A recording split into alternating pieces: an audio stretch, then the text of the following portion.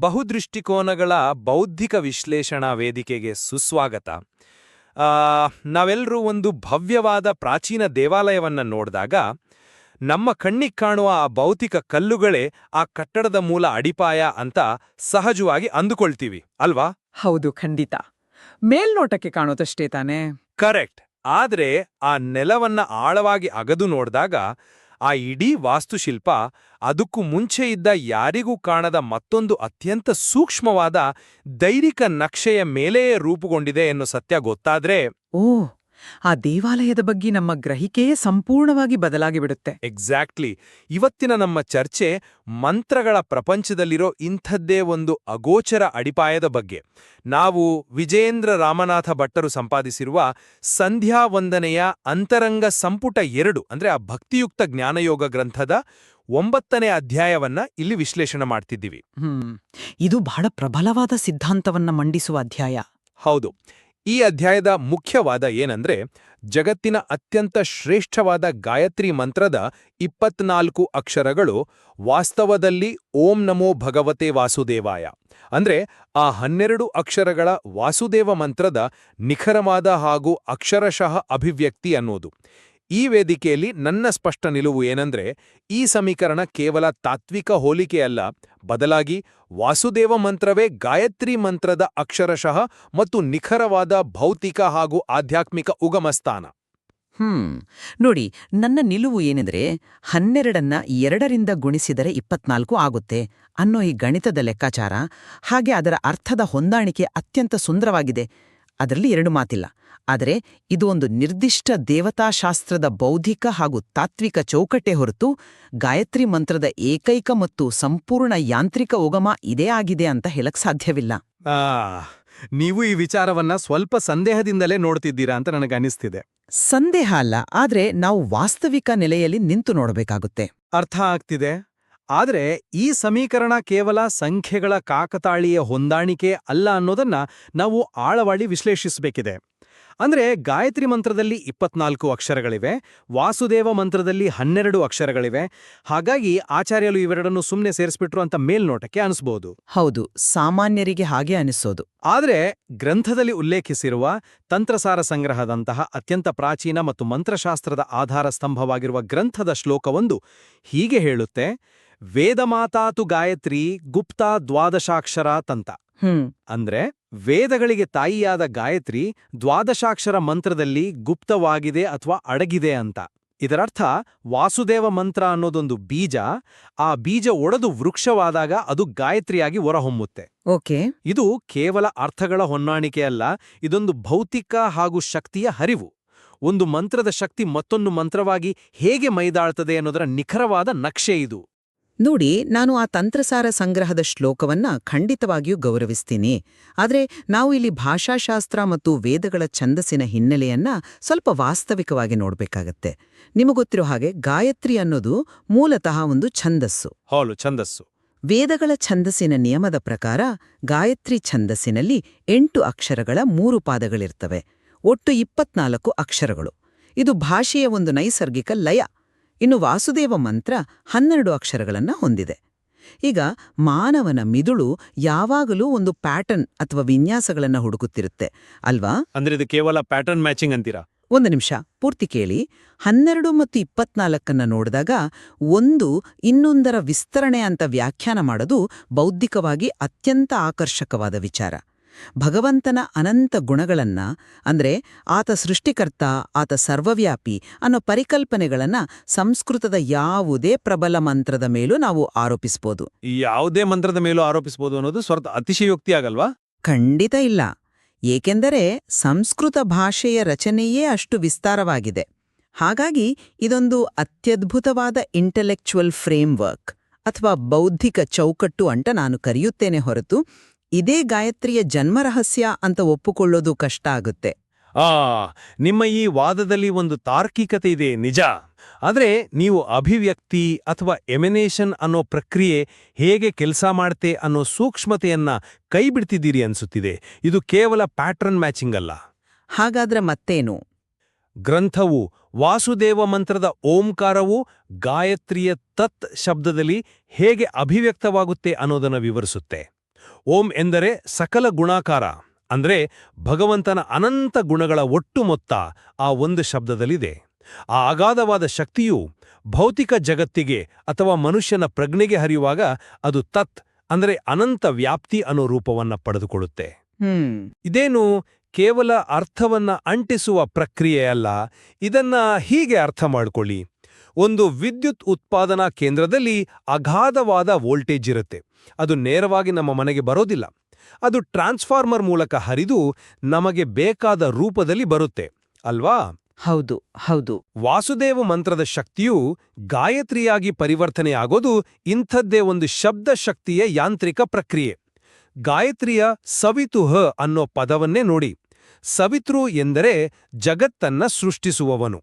ವಾಸುದೇವ ಎನ್ನೋ ಶಬ್ದದಲ್ಲೂ ಈ ಸೃಷ್ಟಿಕರ್ತ ಸ್ವರೂಪವೇ ಅಡಗಿದೆ. ಇವೆರಡರ ನಡುವಿನ ಕೊಂಡಿ ಕೇವಲ ಕಾವ್ಯಾತ್ಮಕವಲ್ಲ, ಅದು ಕಾರ್ಯಕಾರಣ ಸಂಬಂಧ. ನೀವು ನೀಡಿದ ವಿದ್ಯುತ್ ಟ್ರಾನ್ಸ್ಫಾರ್ಮರ್ ಉದಾಹರಣೆ ಕೇಳೋಕೆ ಬಹಳ ಸೊಗಸಾಗಿದೆ. ಆದರೆ ಸವಿತುಃ ಪದದ ಅರ್ಥದ ಬಗ್ಗೆ ನಾವಿನ್ನಷ್ಟು ಆಳಕ್ಕೆ ಹೋಗ್ಬೇಕಾಗತ್ತೆ. ವೇದಗಳಲ್ಲಿ ಸವಿತುಃ ಅನ್ನೋ ಪದಕ್ಕೆ ಬಹಳ ವಿಶಾಲವಾದ ಅರ್ಥವಿದೆ. ಅದು ಸೂರ್ಯನಿಗೆ ಅನ್ವಯಿಸುತ್ತೆ, ಅಥವಾ ಜಗತ್ತಿನ ಸೃಷ್ಟಿಗೆ ಕಾರಣವಾದ ಹಿರಣ್ಯಗರ್ಭ ಅನ್ನೋ ಬಂಗಾರದ ಗರ್ಭದ ಕಲ್ಪನೆಗೆ ಅನ್ವಯಿಸುತ್ತೆ. ಹಿರಣ್ಯಗರ್ಭನ ಕಲ್ಪನೆ. ಹೌದು, ಹಿರಣ್ಯಗರ್ಭ ಎಂದರೆ ಸೃಷ್ಟಿಯ ಮೂಲಬಿಂದು. ಇನ್ನು ಕೆಲವು ಉಪನಿಷತ್ತುಗಳಲ್ಲಿ ಸವಿತೃ ಎಂದರೆ ನಿರ್ಗುಣ ಬ್ರಹ್ಮ, ಅಂದ್ರೆ ಯಾವುದೇ ಆಕಾರ ಅಥವಾ ಗುಣಗಳಿಲ್ಲದ ಶುದ್ಧ ಚೈತನ್ಯ. ವೇದಗಳು ಗಾಯತ್ರಿಯನ್ನ ಈ ವಿಶಾಲವಾದ ಅರ್ಥದಲ್ಲಿಯೇ ಕಟ್ಟಿಕೊಟ್ಟಿವೆ. ಈಗ ದ್ವೈತ ಸಿದ್ಧಾಂತದ ಹಿನ್ನೆಲೆಯಲ್ಲಿ ಬರುವ ಈ ಗ್ರಂಥವು ಆ ಇಡೀ ವಿಶಾಲವಾದ ಹಿರಣ್ಯಗರ್ಭನ ಅಥವಾ ನಿರ್ಗುಣ ಬ್ರಹ್ಮನ ಕಲ್ಪನೆಯನ್ನ ತೆಗೆದು ಅಲ್ಲಿ ಕರಾರುವಾಕಿ ವಾಸುದೇವನನ್ನ ಕೂರಿಸುತ್ತಿದೆ. ಅದು ಕೂರಿಸ್ತಿಲ್ಲ, ಅದನ್ನು ಸ್ಪಷ್ಟಪಡಿಸ್ತಿದೆ ಅಷ್ಟೇ. ಆದ್ರೆ ನೋಡಿ, ಧ್ಯಾನ ಮಾಡುವಾಗ ಮನಸ್ಸಿನ ಕೇಂದ್ರೀಕರಿಸಲು ಅಂದ್ರೆ ಅನುಸಂಧಾನಕ್ಕೆ ಇದು ಅದ್ಭುತವಾದ ಮಾರ್ಗವೇ ಇರಬಹುದು. ಆದ್ರೆ ಐತಿಹಾಸಿಕವಾಗಿ ವೇದಗಳ ಋಷಿಗಳು ಗಾಯತ್ರಿಯನ್ನ ದರ್ಶನ ಮಾಡಿದಾಗ ಅವರು ಕೇವಲ 12 ಅಕ್ಷರದ ವಾಸುದೇವ ಮಂತ್ರವನ್ನೇ 2ರಷ್ಟು ಹಿಗ್ಗಿಸಿ ಬರೆದ್ರು ಅಂತ ಸಾಬೀತುಪಡಿಸಲು ಯಾವುದೇ ಐತಿಹಾಸಿಕ ಭಾಷಾವಿಜ್ಞಾನದ ಆಧಾರಗಳಿಲ್ಲ. ಆಧಾರಗಳಿಲ್ಲ ಅಂತ ಹೇಳೋದು ಸರಿಯಲ್ಲ, ಏಕೆಂದರೆ ನಮ್ಮ ಮಂತ್ರಶಾಸ್ತ್ರವೇ ಒಂದು ಉನ್ನತ ಮಟ್ಟದ ಭಾಷಾವಿಜ್ಞಾನ. ನೀವು ಕೇವಲ ಸವಿತೃ ಅಥವಾ ತತ್ ಎಂಬಂತಹ ದೊಡ್ಡ ಪದಗಳ ಅರ್ಥವನ್ನ ಮಾತ್ರ ನೋಡ್ತಿದ್ದೀರಿ. ಇಲ್ಲ, ನಾನು ಇಡೀ ಮಂತ್ರದ ವ್ಯಾಪ್ತಿಯನ್ನ ನೋಡ್ತಿದ್ದೀನಿ. ಆದ್ರೆ ಈ ಗ್ರಂಥವು ಇನ್ನೂ ಆಳವಾದ, ಸೂಕ್ಷ್ಮವಾದ ಅಕ್ಷರಗಳ ಸಮೀಕರಣವನ್ನ ಅಂದ್ರೆ ಗ್ರ್ಯಾನ್ಯುಲಾರ್ ಸಿಲಾಬಿಕ್ ಮ್ಯಾಪಿಂಗ್ ಅನ್ನ ನಿರ್ಮಿಸಿ ತೋರಿಸುತ್ತೆ. ಮತ್ತು ಆ ಮ್ಯಾಪಿಂಗ್ ಹೇಗೆ ಕೆಲಸ ಮಾಡುತ್ತೆ ಅನ್ನೋ ಹಿಂದಿನ ವಿಜ್ಞಾನವನ್ನ ನಾವು ಅರ್ಥ ಮಾಡ್ಕೊಳ್ಳೇಬೇಕು. ಓಕೆ, ದಯವಿಟ್ಟು ವಿವರಿಸಿ. ಆ ಅಕ್ಷರಗಳ ಮ್ಯಾಪಿಂಗ್ ಹೇಗೆ ಕರಾರುವಾಕಾಗಿದೆ ಅನ್ನೋದನ್ನ ನಾನು ಕೇಳಲು ಬಯಸುತ್ತೇನೆ. ಖಂಡಿತ. ವಾಸುದೇವ ಮಂತ್ರದ ಮೋಕಾರವನ್ನ ತೆಗೆದುಕೊಳ್ಳಿ. ಮಂತ್ರಶಾಸ್ತ್ರದ ಪ್ರಕಾರ ಮೋಕಾರವು ಒಂದು ನಿರ್ದಿಷ್ಟವಾದ ಕಂಪನಾಂಕವನ್ನ ಅಥವಾ ಫ್ರೀಕ್ವೆನ್ಸಿಯನ್ನ ಹೊಂದಿದೆ.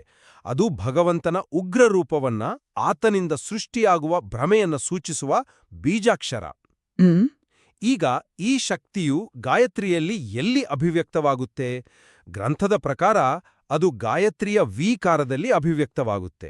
ವಿ ಎಂದರೆ ವರ ನೀಡುವ ಅಥವಾ ಇಂದ್ರರೂಪ. ಭಗವಂತನ ಉಗ್ರ ರೂಪವು ಹೇಗೆ ಇಂದ್ರನಂತಹ ನಾಯಕತ್ವದ ಮತ್ತು ಕ್ರಿಯಾಶೀಲ ರೂಪವಾಗಿ ಬದಲಾಗುತ್ತೆ ಅನ್ನೋದು ಇಲ್ಲಿನ ರಹಸ್ಯ. ಹಾಗೆ ಇನ್ನೊಂದು ಉದಾಹರಣೆ ನೋಡಿ, ವಾಸುದೇವ ಮಂತ್ರದ ಭಾಕಾರ. ಇದು ಭಗರೂಪ, ಅಂದ್ರೆ ಅಗಾಧವಾದ ಪ್ರಕಾಶ ಮತ್ತು ಶಕ್ತಿ. ಇದು ಗಾಯತ್ರಿಯ ತೂಕಾರದಲ್ಲಿ ಅಂದ್ರೆ ತಾರ ಅಥವಾ ಉಗ್ರ ರೂಪದಲ್ಲಿ ಹೊರಹೊಮ್ಮುತ್ತೆ. ಇಲ್ಲಿ ಆಚಾರ್ಯರು ಒಂದು ಅದ್ಭುತವಾದ ವಿವರಣೆ ನೀಡ್ತಾರೆ. ಭಗವಂತನ ಈ ಉಗ್ರ ರೂಪವು ದುಷ್ಟರನ್ನ ಶಿಕ್ಷಿಸಿ ಧರ್ಮವನ್ನ ರಕ್ಷಿಸುವುದಕ್ಕಾಗಿ ಇರುತ್ತದೆ ಹೊರತು ಲೌಕಿಕ ದ್ವೇಷದಿಂದ ಹುಟ್ಟಿದ್ದಲ್ಲ ಅಂತ. ಇದು ನಿಜಕ್ಕೂ ಸುಂದರವಾದ ವಿವರಣೆ. ಹೌದು. ಆತನ ಕೋಪದಲ್ಲೂ ಒಂದು ದೈವೀಕ ನ್ಯಾಯವಿದೆ. ಒಂದು ಅಕ್ಷರದ ಒಳಗಿರುವ ಶಕ್ತಿಯು ಮತ್ತೊಂದು ಅಕ್ಷರದ ಮೂಲಕ ಭೌತಿಕ ಜಗತ್ತಿನಲ್ಲಿ ಹೇಗೆ ಕಾರ್ಯನಿರ್ವಹಿಸುತ್ತೆ ಅನ್ನೋದನ್ನ ಇಷ್ಟು ವೈಜ್ಞಾನಿಕವಾಗಿ ಬಿಡಿಸಿಟ್ಟಿರುವಾಗ ಇದನ್ನ ಕೇವಲ ಅನುಸಂಧಾನದ ಅನುಕೂಲ ಅಂತ ತಳ್ಳಿಹಾಕಲು ಹೇಗೆ ಸಾಧ್ಯ? ನೋಡಿ, ನೀವು ವಿವರಿಸಿದ ಈ ಬೀಜಾಕ್ಷರಗಳ ಕಂಪನಾಂಕ ಮತ್ತು ಶಕ್ತಿಯ ವರ್ಗಾವಣೆಯ ಸಿದ್ಧಾಂತವು ಕೇಳಲು ಬಹಳ ನಿಗೂಢ ಹಾಗೂ ಆಕರ್ಷಕವಾಗಿದೆ. ಆದ್ರೆ ಕ್ಷಮಿಸಿ, ಈ ತರ್ಕ ನನ್ನನ್ನು ಸಂಪೂರ್ಣವಾಗಿ ಒಪ್ಪಿಸುವಲ್ಲಿ ವಿಫಲವಾಗಿದೆ. ಯಾಕೆ ಅಂತ ಕೇಳಬಹುದಾ? ನಾನು ಸ್ಪಷ್ಟವಾಗಿ ಹೇಳ್ತೀನಿ. ನಿಮ್ಮ ಈ ಅಕ್ಷರಗಳ ಸಮೀಕರಣ ನನಗೇನನ್ನಿಸ್ತೆ ಗೊತ್ತಾ? ಇದು ಆಕಾಶದಲ್ಲಿ ತೇಲುತ್ತಿರುವ ಮೋಡಗಳಲ್ಲಿ ನಿರ್ದಿಷ್ಟ ಆಕಾರಗಳನ್ನು ಹುಡುಕುವ ಮಾನವನ ಸಹಜ ಪ್ರವೃತ್ತಿಯಂತೆ ನಾವು ಆಕಾಶ ದಿಟ್ಟಿಸುತ್ತಾ ಆ ಮೋಡದಲ್ಲಿ ಆನೆಯನ್ನೋ ರಥವನ್ನೋ ನೋಡ್ಲೇಬೇಕು ಅಂತ ಪ್ರಬಲವಾಗಿ ನಂಬಿದ್ರೆ ನಮ್ಗೆ ಖಂಡಿತವಾಗಿಯೂ ಅದು ಹಾಗೇ ಕಾಣುತ್ತೆ. ಅಂದ್ರೆ ನೀವಿದನ್ನ ಬರೀ ಕಲ್ಪನೆ ಅಂತಿದ್ದೀರಾ? ಒಂದು ನಿಮಿಷ. ಸಂಸ್ಕೃತ ಭಾಷೆಯ ಧಾತುಗಳ ಅಥವಾ ರೂಟ್ ವರ್ಡ್ಸ್ಗಳ ಶಕ್ತಿ ಅಪಾರವಾದದ್ದು. ಒಂದೊಂದು ಧಾತುವಿಗೂ 10, ಕೆಲವೊಮ್ಮೆ 20ಕ್ಕೂ ಹೆಚ್ಚು ಅರ್ಥಗಳಿರುತ್ತವೆ. ಮೋಕಾರವನ್ನ ವಿಕಾರಕ್ಕೆ ತಳುಕಾಕುವುದು, ಆ ಉಗ್ರರೂಪವನ್ನ ಇಂದ್ರರೂಪಕ್ಕೆ ಹೋಲಿಸುವುದು ಅಥವಾ ಪ್ರಕಾಶವನ್ನ ಉಗ್ರರೂಪಕ್ಕೆ ಕನೆಕ್ಟ್ ಮಾಡೋದು. ನೋಡಿ, ಇವೆಲ್ಲವೂ ಒಬ್ಬ ಅಸಾಧಾರಣ ದಾರ್ಶನಿಕನ ಬಲವಂತದ ಬೌದ್ಧಿಕ ಕಸರತ್ತು ಅಂತ ನನಗನಿಸ್ತೆ. ಬಲವಂತದ ಬೌದ್ಧಿಕ ಕಸರತ್ತು, ಅದು ಸ್ವಲ್ಪ ಕಠಿಣವಾದ ಪದ ಆಯ್ತು. ಅದರ ವಾಸ್ತವ ಅದೇ ಅಲ್ವಾ? ನಿಮ್ಮ ಬಳಿ 24 ಅಕ್ಷರಗಳಿವೆ, ಹಾಗೆಯೇ ಭಗವಂತನ 24 ದೈವಿಕ ಪರಿಕಲ್ಪನೆಗಳಿವೆ. ಭಾಷೆಯ ಮೇಲೆ ಅಗಾಧ ಹಿಡಿತವಿರುವ ಒಬ್ಬ ಪ್ರತಿಭಾವಂತ ವಿದ್ವಾಂಸ ಈ ಎರಡನ್ನೂ ಬಹಳ ಸುಲಭವಾಗಿ ಹೊಂದಿಸಿ ಒಂದು ತಾತ್ವಿಕ ಸೇತುವೆ ಕಟ್ಟಬಲ್ಲ. ಇದು ಆಚಾರ್ಯರ ಪಾಂಡಿತ್ಯದ ಪರಾಕಾಷ್ಠೆಯನ್ನು ತೋರಿಸುತ್ತದೆ ಹೊರತು ಮಂತ್ರವು ಜೈವಿಕವಾಗಿ ಹೀಗೆ ಹುಟ್ಟಿತು ಅನ್ನೋದನ್ನಲ್ಲ. ನಿಮ್ಮ ಈ ಮೋಡದ ಉದಾಹರಣೆ ಕೇಳಲು ಚೆನ್ನಾಗಿದೆ, ಆದರೆ ವಾಸ್ತವ ಅದಲ್ಲ. ಆಕಾಶದಲ್ಲಿ ಮೋಡಗಳಲ್ಲಿ ಆಕಾರ ಹುಡುಕೋದು ಕೇವಲ ನಮ್ಮ ಕಲ್ಪನೆ. ಅದಕ್ಕೊಂದು ಶಾಸ್ತ್ರೀಯ ಆಧಾರ ಇರೋದಿಲ್ಲ, ವ್ಯಾಕರಣ ಇರೋದಿಲ್ಲ. ಆದರೆ ಇಲ್ಲಿ ನಿರುಕ್ತ ಮತ್ತು ವ್ಯಾಕರಣದ ಕಟ್ಟುನಿಟ್ಟಿನ ನಿಯಮಗಳಿವೆ. ಇದು ಆಚಾರ್ಯರು ಹೊಸದಾಗಿ ಕೂತು ಹೆಣದ ಕಥೆಯಲ್ಲ. ನೀವು ಇದನ್ನ ಬಲವಂತದ ಬೌದ್ಧಿಕ ಕಸರತ್ತು ಅಂತಿದ್ದೀರಿ. ಆದರೆ ಮಂತ್ರಶಾಸ್ತ್ರದ ಈ ಪ್ರಕ್ರಿಯೆಯನ್ನ ಒಂದು ಸಾಫ್ಟ್ವೇರ್ ಕೋಡಿಂಗಿಗೆ ಹೋಲಿಸ್ಬೋದು ಅಂತ ನಾನು ಭಾವಿಸ್ತೀನಿ. ನಮ್ಮ ಕಣ್ಣಿಗೆ ಸ್ಕ್ರೀನ್ ಮೇಲೆ ಕಾಣುವ ಸುಂದರವಾದ ಚಿತ್ರಗಳ ಹಿಂದೆ ನಮಗರ್ಥವಾಗದ ಕಾಂಪ್ಲೆಕ್ಸ್ ಕೋಡಿಂಗ್ ಇರುತ್ತೆ. ಆಚಾರ್ಯರು ಮಾಡ್ತಿರೋದು ಆ ರಿವರ್ಸ್ ಇಂಜಿನಿಯರಿಂಗ್ ಪ್ರಕ್ರಿಯೆ. Reverse engineering? ಹೌದು. ಅವರು ಗಾಯತ್ರಿ ಮಂತ್ರ ಎನ್ನುವ ಅಂತಿಮ ಉತ್ಪನ್ನವನ್ನ ತೆಗೆದುಕೊಂಡು ಅದರ ಹಿಂದಿನ ಸೋರ್ಸ್ ಕೋಡ್ ಆದ ವಾಸುದೇವ ಮಂತ್ರವನ್ನ ನಮಗೆ ತೋರಿಸ್ತಿದ್ದಾರೆ. ಭಕಾರ ಮತ್ತು ತುಕಾರದ ನಡುವಿನ ಸಂಬಂಧ ಬಲವಂತದ್ದಲ್ಲ, ಅದು ಭಾಷೆಯ ಡಿಎನ್ಎನಲ್ಲೇ ಅಡಗಿರುವ ಸತ್ಯ. ಮತ್ತು ಇದೆಲ್ಲಕ್ಕಿಂತ ಮುಖ್ಯವಾಗಿ ನೀವು ಈ ಸಮೀಕರಣದ ಪ್ರಾಯೋಗಿಕ ಪರಿಣಾಮವನ್ನ ಮರೆತಿದ್ದೀರಿ. ಪ್ರಾಯೋಗಿಕ ಪರಿಣಾಮ ಎಂದರೆ ಉಪಾಸನೆಯ ಮೇಲೆ ಬೀರುವ ಪ್ರಭಾವದ ಬಗ್ಗೆ ಹೇಳ್ತಿದ್ದೀರಾ? ಹೌದು, ಖಂಡಿತ. ಈ ಗ್ರಂಥದ ಉಪಶೀರ್ಷಿಕೆಯೇ ಭಕ್ತಿಯುಕ್ತ ಜ್ಞಾನಯೋಗ. ಅಂದ್ರೆ ಕೇವಲ ಒಣಜ್ಞಾನವಲ್ಲ, ಭಕ್ತಿಯಿಂದ ಕೂಡಿದ ಜ್ಞಾನ. ಈ 24 ಅಕ್ಷರಗಳ ಸಮೀಕರಣ ಕೇವಲ ವಿದ್ವಾಂಸರು ಸಮ್ಮೇಳನಗಳಲ್ಲಿ ಕುಳಿತು ಚರ್ಚಿಸುವ ವಾದವಿವಾದಕ್ಕೆ ಸೀಮಿತವಾದದ್ದಲ್ಲ. ಇದು ಉಪಾಸನೆ ಅಂದ್ರೆ ದಿನನಿತ್ಯದ ಧ್ಯಾನದ ಮೇಲೆ ಬೀರುವ ಪರಿಣಾಮ ಅಗಾಧವಾದದ್ದು. ಸಾಧಕನೊಬ್ಬ ಗಾಯತ್ರಿಯ ದೇವಸ್ಯ ಪದವನ್ನ ಉಚ್ಚರಿಸುವಾಗ ಸಾಮಾನ್ಯ ಅರ್ಥದಲ್ಲಿ ಭಗವಂತನನ್ನ ಬೆಳಗುವನು ಅಥವಾ ಪ್ರಕಾಶಿಸುವನು ಅಂದುಕೊಳ್ತಾನೆ. ಅದು ಬಹಳ ಪ್ರಾಥಮಿಕ ಹಂತ. ಆದರೆ ಈ ವಾಸುದೇವ ಸಮೀಕರಣವನ್ನ ತಿಳಿದ, ಸಂಧ್ಯಾವಂದನೆಯ ಅಂತರಂಗವನ್ನ ಅರಿತ ಸಾಧಕನು ದೇವಸ್ಯ ಅಂದಾಗ ಭಗವಂತನಿಗೆ ಈ ಬೃಹತ್ ಜಗತ್ತನ್ನ, ನಕ್ಷತ್ರ ಪುಂಜಗಳನ್ನ ಸೃಷ್ಟಿಸಲು, ನಿಯಂತ್ರಿಸಲು ಯಾವುದೇ ಶ್ರಮವಿಲ್ಲ, ಅವನಿಗೆ ದಣಿವಿಲ್ಲ, ಆತ ಲೀಲಾಜಾಲವಾಗಿ ಇದನ್ನ ಮಾಡ್ತಾನೆ ಎನ್ನುವ ವಾಸುದೇವ ತತ್ವವನ್ನ ತನ್ನೊಳಗೆ ಆವಾಹಿಸಿಕೊಳ್ತಾನೆ. ಖಂಡಿತ ಇದು ಆಳವಾದ ಅನುಭವ. ಹೌದು, ಇದು ಆತನ ಧ್ಯಾನದ ಆಳವನ್ನ, ಏಕಾಗ್ರತೆಯನ್ನ 100 ಪಟ್ಟು ಹೆಚ್ಚಿಸುತ್ತೆ. ಇದು ಕೇವಲ ಬೌದ್ಧಿಕ ಕಸರತ್ತಾಗಿದ್ರೆ ಮನುಷ್ಯನ ಅಂತರಂಗವನ್ನ, ಅವನ ಆಧ್ಯಾತ್ಮಿಕ ಅನುಭವವನ್ನ ಇಷ್ಟು ಆಳವಾಗಿ ಮುಟ್ಟಲು ಹೇಗೆ ಸಾಧ್ಯವಾಗ್ತಿತ್ತು? ನೋಡಿ, ನಾನಿದನ್ನೊಮ್ಮೆ ಸ್ಪಷ್ಟಪಡಿಸಲು ಬಯಸುತ್ತೇನೆ. ಈ ಸಮೀಕರಣವು ಸಾಧಕನಿಗೆ ಏಕಾಗ್ರತೆ ತರಲು, ಅವನ ಭಕ್ತಿಯನ್ನ ಉನ್ನತೀಕರಿಸಲು ಅತ್ಯಂತ ಅದ್ಭುತವಾದ ಒಂದು ಸಾಧನ ಅನ್ನೋದನ್ನ ನಾನು ಸಂಪೂರ್ಣವಾಗಿ ಒಪ್ಕೊಳ್ತೀನಿ. ದೇವಸ್ಯ ಎನ್ನುವಾಗ ಶ್ರಮವಿಲ್ಲದ, ದಣಿವಿಲ್ಲದ ಸೃಷ್ಟಿಕರ್ತನ ನೆನಪಾಗೋದು ನಿಜಕ್ಕೂ ಸಾಧಕನ ಮನಸ್ಸನ್ನ ಪ್ರಶಾಂತಗೊಳಿಸುವ ಸುಂದರವಾದ ಸ್ಥಿತಿ. ಹೌದು, ಅದನ್ನೇ ನಾನು ಹೇಳ್ತಿರೋದು. ಆದ್ರೆ ನಾವಿಲ್ಲಿ ಒಂದು ತಾತ್ವಿಕ ಅಪಾಯದ ಬಗ್ಗೆಯೂ ಎಚ್ಚರದಿಂದಿರಬೇಕು. ಗಾಯತ್ರಿ ಮಂತ್ರವು ಮೂಲತಃ ಅತ್ಯಂತ ವಿಸ್ತಾರವಾದ, ಯಾವುದೇ ಒಂದು ನಿರ್ದಿಷ್ಟ ರೂಪಕ್ಕೆ, ಗುಣಕ್ಕೆ ಅಥವಾ ದೇವತೆಗೆ ಸೀಮಿತವಾಗದ ಮಂತ್ರ. ಅದರ ಕೊನೆಯ ಸಾಲು ಧಿಯೋ ಯೋ ನಃ ಪ್ರಚೋದಯಾತ್ ಅಂದ್ರೆ ನಮ್ಮ ಬುದ್ಧಿಯನ್ನ, ನಮ್ಮ ಪ್ರಜ್ಞೆಯನ್ನ ಸತ್ಯದ ಕಡೆಗೆ ಪ್ರೇರೇಪಿಸಲಿ ಅನ್ನೋದು. ಇದೊಂದು ಸಾರ್ವತ್ರಿಕ, ವಿಶ್ವವ್ಯಾಪಿ ಪ್ರಾರ್ಥನೆ. ಹೌದು, ಯೂನಿವರ್ಸಲ್ ಪ್ರೇಯರ್. ಆದರೆ ಆ ಇಡೀ ಪ್ರಾರ್ಥನೆಯನ್ನ, ಆ ನಿರ್ಗುಣವಾದ, ಅಪರಿಮಿತವಾದ ಚೈತನ್ಯವನ್ನ ತಂದು ವಾಸುದೇವ ಎನ್ನುವ ಒಂದು ನಿರ್ದಿಷ್ಟ ಸಗುಣ ಕಲ್ಪನೆಗೆ ಕಟ್ಟಿಹಾಕುವುದ್ರಿಂದ ಗಾಯತ್ರಿಯ ಮೂಲ ಆಶಯವನ್ನ ನಾವು ಸಂಕುಚಿತಗೊಳಿಸಿದಂತೆ ಆಗಲ್ವಾ? ಭಗವಂತ ಕೇವಲ ವಾಸುದೇವನಷ್ಟೇ ಅಲ್ಲ, ಆತ ಅದಕ್ಕೂ ಮೀರಿದವನು. ಹೀಗಿರುವಾಗ ಮಂತ್ರವನ್ನ ಒಂದು ಸಿದ್ಧಾಂತದ ಚೌಕಟ್ಟಿನೊಳಗೆ ಬಂಧಿಸಿದಂತೆ ಆಗುತ್ತೆ ಅನ್ನೋದು ನನ್ನ ಆತಂಕ. ನಿಮ್ಮ ಆತಂಕ ಅರ್ಥಪೂರ್ಣವಾಗಿದೆ. ಆದರೆ ವಾಸುದೇವ ಎನ್ನುವ ಶಬ್ದದ ಅರ್ಥವನ್ನ ನಾವು ಸಂಕುಚಿತವಾಗಿ ಗ್ರಹಿಸಿದಾಗ ಮಾತ್ರ ಈ ಆತಂಕ ಎದುರಾಗುತ್ತೆ. ವಾಸುದೇವ ಎಂದ್ರೆ ಕೇವಲ ಶಂಖಚಕ್ರ ಹಿಡಿದು ನಿಂತಿರುವ ಒಂದು ಭೌತಿಕ ಆಕಾರವಲ್ಲ.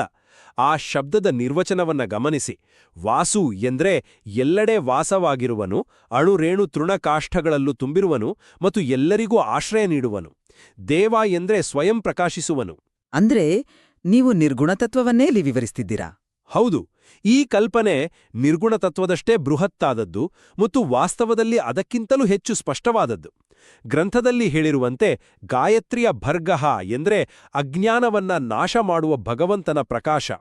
ಇದು ನಮ್ಮ ಬುದ್ಧಿಯನ್ನ ಪ್ರೇರೇಪಿಸುವ ಪ್ರಚೋದಯಾತ್ ಜೊತೆ ನೇರವಾಗಿ ಬೆಸೆದುಕೊಂಡಿದೆ.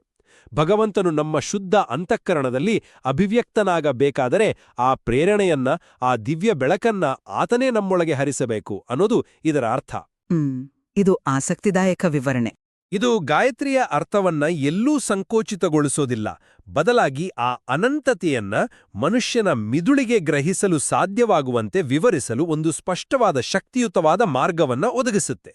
ಕೇವಲ ಗಾಳಿಯಲ್ಲಿ ಕೈಬೀಸುತ್ತಾ ಶೂನ್ಯವನ್ನ ಧ್ಯಾನಿಸುವ ಬದಲು ಸಾಧಕನಿಗೆ ಆಧ್ಯಾತ್ಮಿಕವಾಗಿ ಮೇಲೇರಲು, ಹಿಡಿದುಕೊಳ್ಳಲು ಇದೊಂದು ಬಲವಾದ ತಾತ್ವಿಕ ಹಗ್ಗವನ್ನ ನೀಡುತ್ತೆ.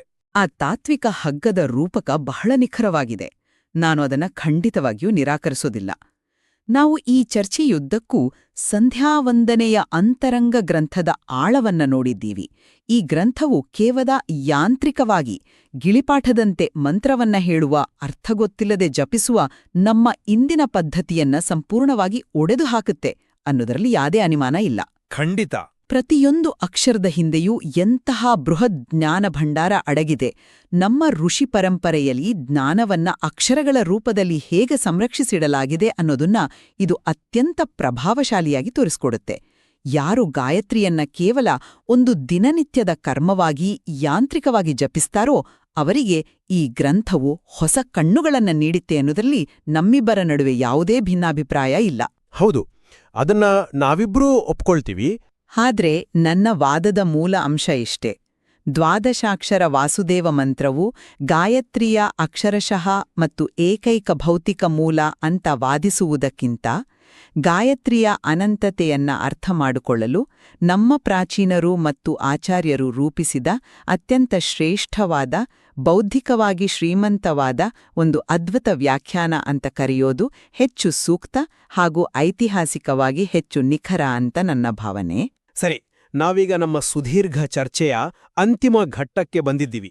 ನನ್ನ ನಿಲುವನ್ನ ನಾನು ಮತ್ತೊಮ್ಮೆ ಕ್ರೋಢೀಕರಿಸಿ ಹೇಳುವುದಾದ್ರೆ, ಕೇವಲ ಊಹೆಗಳ ಆಧಾರದ ಮೇಲಲ್ಲ, ಬದಲಾಗಿ ತಂತ್ರಸಾರ ಸಂಗ್ರಹ ಮತ್ತು ವಿಜಯೇಂದ್ರ ರಾಮನಾಥ ಭಟ್ಟರ ಈ ಅತ್ಯಂತ ಆಳವಾದ ವಿಶ್ಲೇಷಣಾ ಗ್ರಂಥದ ಆಧಾರದ ಮೇಲೆ ಗಾಯತ್ರಿ ಮಂತ್ರ ಮತ್ತು ವಾಸುದೇವ ಮಂತ್ರದ ನಡುವಿನ ಸಂಬಂಧ ಕೇವಲ ಒಂದು ವ್ಯಾಖ್ಯಾನವಲ್ಲ.